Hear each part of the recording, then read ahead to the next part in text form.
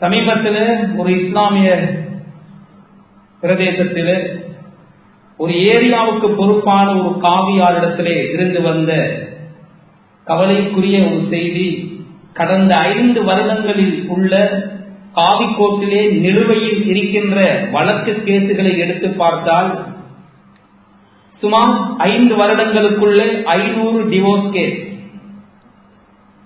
அதிலேயும் 480 ஃபஸ்ஹ் தலாக், மனைவிமார்களாக முன்வந்து இந்த கணவனோடு என்னால் வாழ்க்கையை தொடர முடியாது, என்னை தயவு செய்து பிரித்து விடுங்கள் என்று கேட்டிருப்பது 480. 20 ஆண்கள் தலாக் கேஸை ஃபைல் பண்ணி இருக்கிறார்.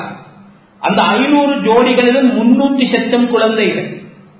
கண்ணியமான கணவான்களே, அன்பார்ந்த இஸ்லாமிய சகோதரர்களே, ஒரு கசப்பான உண்மை என்ன தெரியுமா?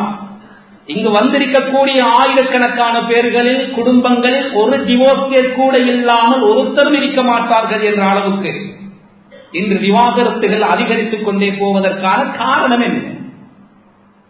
ஒரு 25-30 வருடங்களுக்கு முன்னால் எளிமையான முறையில் திருமணங்கள் நடந்தது.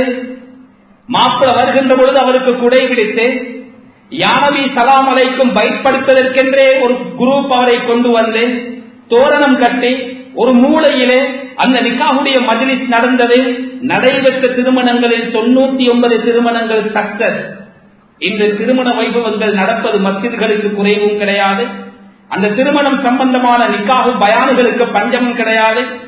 ஆனால் அதிகமாக விவாகரத்துக்கள் அதிகரிப்பதற்கான பிரதானமான காரணம் என்ன? கண்ணியமான கணவான்களே, அன்பார்ந்த இஸ்லாமிய சகோதரர்களே, முதலாவதாக ஒரு வெற்றிகரமான ஒரு இல்லற வாழ்க்கையை அமைத்துக் கொள்வதற்கு தேவையான கட்டாயமான அம்சங்கள் என்ன என்பதை தெரியாமல் அந்த திருமண பந்தத்திலே காலெடுத்து வைப்பது இதற்கான பிரதானமான காரணங்களில் ஒன்று.